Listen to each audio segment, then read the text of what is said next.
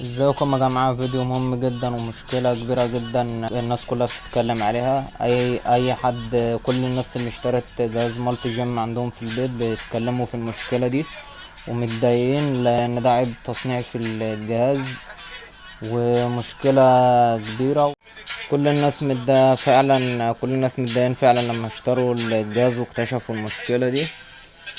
وعلى فكرة يا جماعة، ده تاني فيديو بعمله عن الخطأ المصنعي خطأ الصناعة اللي في الجهاز ده. ده تاني فيديو بعمله، ده تاني جزء. ده تاني خطأ مصنعي في الجهاز ده. عملت فيديو هسيبهولكوا في الديسكريبشن تحت. وده تاني فيديو بعمله، الجزء التاني عن الخطأ ده. وبجد حاجة يعني مقرفة بجد. الجهاز فيه مشاكل، فيه عيوب صناعة كتير واحنا دافعين فلوس. حاجة بتضايق يعني الناس بعد ما تشتري الجهاز، علشان هي مش يعني في ناس عايزة تلعب في البيت. بتشتري الجهاز ده وكده، وفي نفس الوقت عايزة تبقى نفس نتيجة الجيم. فالجهاز الناس اللي اشتروا مالتي جيم في البيت لما اكتشفوا الأخطاء دي اتضايقوا. ده تاني جزء بعمله عن عيب الصناعة في الجهاز ده. بس انا هقول لكم على افضل حل للمشكلة دي. المشكلة هي لما بتيجي تلعبوا تمرين سحب عالي، فانتوا بتنزلوا. بس لما بترفعوا ايديكم ما بتتفردش علشان المسافة قصيرة. سحب عالي وكده زي كده، زي ما انا نزلت كده. تمام. وانا طالع بقى المسافة قصيرة وما عرفتش افرد ايدي، فكده التمرين غلط والعضلة مش هتشتغل كده، وعضلة الظهر كده مش هتشتغل بشكل صحيح، وكده التمرين غلط. انا هقول لكم على افضل حل، افضل من الجيم كمان. يعني كأنكم بتلعبوا على جهاز في الجيم وافضل منه كمان. ما تتضايقوش من المشكلة دي، بعد ما تشوفوا الحل ده هتغيروا فكرتكم عن الجهاز ده. خليكم معايا هوريلكم حل المشكلة دي وازاي تلعبوا التمرين ده زي في الجيم بالظبط وافضل من الجيم كمان. خليكم معايا وهوريلكم ازاي. بصوا يا جماعة، هتيجوا قدام الجهاز. تمام، على الارض كده. لو عندكم طارات اوزان هتحطوا 4 طارات فوق بعض كده. تجيبوا 4 طارات فوق بعض وتحطوهم قدام الجهاز في المكان ده بالظبط. تمام. لو ما عندكمش طارات في البيت، هتشتروا ستيب ستيب ورك اوت ستيب ورك اوت زي ده كده من امازون او من اي شركة اجهزة رياضية. تمام. لو عندكم طارات هتحطوهم زي كده. وهقول لكم تعملوا ايه دلوقتي. خليكم معايا. هتزودوا اي وزن انتوا عايزينه بالبنج. اي وزن انتوا عايزينه. لو عايزين تقفلوا وزن الجهاز كله عادي، مفيش مشكلة.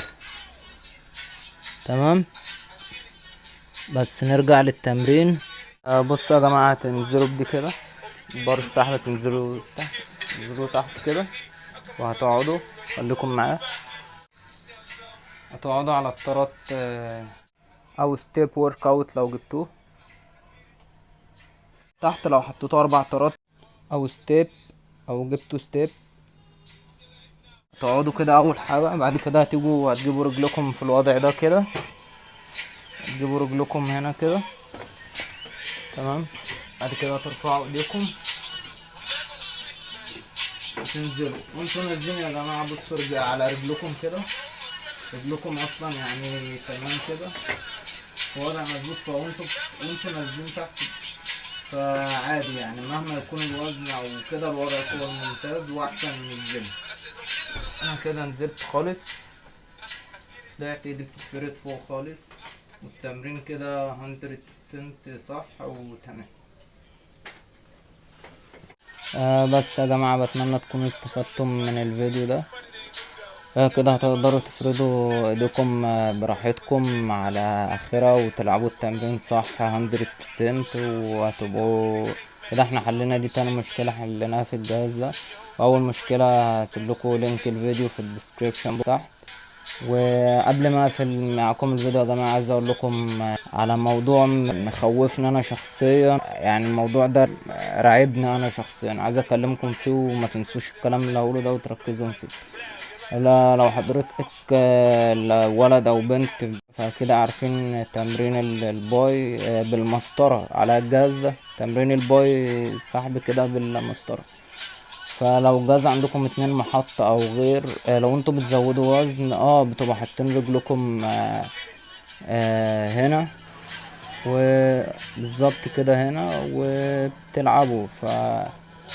فانتوا عارفين كده. طيب لو عندكم اطفال بقى، اولاد او كده، عندكم اطفال وفي اطفال بيبقوا اشياء عايزين يزودوا وزن ويرفعوا بالمسطرة وكده، فالجهاز ممكن يقلب منهم لورا، الجهاز يقع ورا. فالجهاز لو اتقلب ممكن يعني يخبط ابن حضرتك او بنت حضرتك او ايا كان، الطفل او الطفلة دي. ممكن الجهاز لو وقع لورا يخبطهم، يأذيهم بعد الشر، يحصل لهم حاجة. فخدوا بالكم كويس من اللي انا بكلمكم فيه ده. لو عايزين نتكلم اعمل الجزء التالت فيديو عن المشكلة دي، وازاي تثبتوا الجهاز على الارض مهما تزودوا اوزان وتلعبوا بالمسطرة.